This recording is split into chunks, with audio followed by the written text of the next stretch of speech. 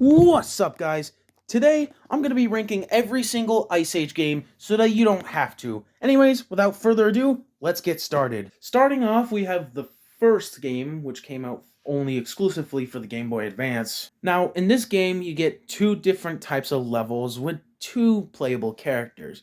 The Manny levels and the Sid levels. The Manny levels are fine, but the level design is just way too complicated. Like seriously, I kept dying so many times in these levels. But the Sid levels are even worse because not only that they're side-scrolling levels, but you could easily get killed easily because of like how fast the side-scrolling goes. It's easily the worst game, so yeah, it's going in the F tier. Alright, the next game is Ice Age 2, The Meltdown on PS2. Now, believe it or not, this game is actually a spin-off because you play as Scrat throughout the entire game. I mean, sure, the Herd does appear in this game and you can actually play some mini-games with the Herd, but you mostly play as Scrat throughout the entire game. And I actually would like to conclude that this is easily an improvement compared to the first game. But only by a little bit because the game is way too easy and you can like easily beat it in like probably in one playthrough.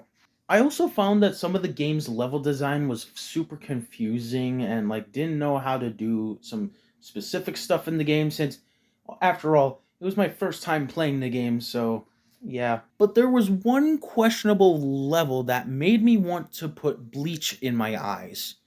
And you could probably guess which one I'm talking about. But despite all of that, the game's pretty fun.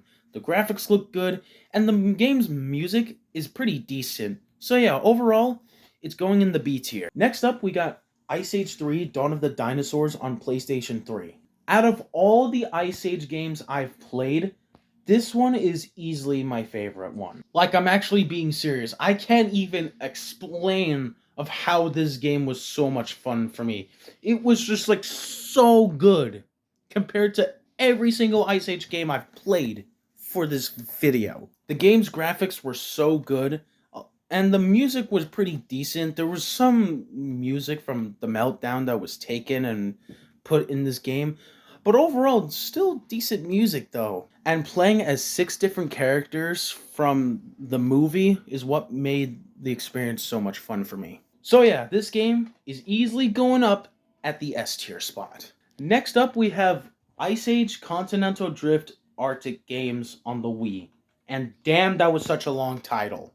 Playing this game on my Wii was so janky as hell with the fucking Wiimote. Like, bro, this game is so unplayable because how janky it is. At least the first game on Game Boy was so much playable compared to this. But despite all of that, the gameplay was so boring as hell.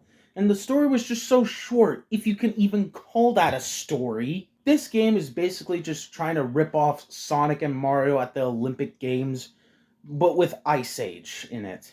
Now, if you play this game on like the Nintendo DS and 3DS, the game would be solid because the controls are absolutely a lot better compared to the Wii port. And the gameplay I saw for the PlayStation 3 and Xbox 360 versions, they look so much better compared to what the hell I've just seen in this game. So yeah, it's going in the D tier spot. It's not as bad as a game, but it's still pretty bad. Alright, the last Ice Age game on this list is Ice Age Scrat's Nutty Adventure. Now, just a little heads up if you guys want to play this game for the first time, don't get it on Nintendo Switch. Instead, get the game on PlayStation because it has better graphics and better frame rates compared to the Nintendo Switch ports. Anyways, with that out of the way, what do I actually think of this game? I am pretty mixed on this game. Now, don't get me wrong, the game's graphics looked nice. I liked that the music and the level designs were decent. I especially liked that the game's open world aesthetic. The game also had some good gameplay mechanics and boss fights. But this is where the issue comes in. The game itself is broken and unfinished as hell. I encountered so many bugs and glitches throughout this entire game, but the ones I've encountered were pretty worse and they were common throughout the entire playthrough. The common issues I had throughout this entire playthrough was the camera controls and how Scrat would just randomly do a single jump and not a double jump, even though I'm pressing the A button twice to make Scrat do a double jump, but yet he randomly does a single jump. And that's how I kept dying so many times in this game, because Scrat would not do a double jump and who would just randomly do a single jump in the game. But yeah, besides that, the story was pretty boring and the game was just so short and easy to play. So yeah, unfortunately for this last game, it's going in the C tier. So yeah, that's all I have for today, folks. Bye bye, and I'll see you tomorrow.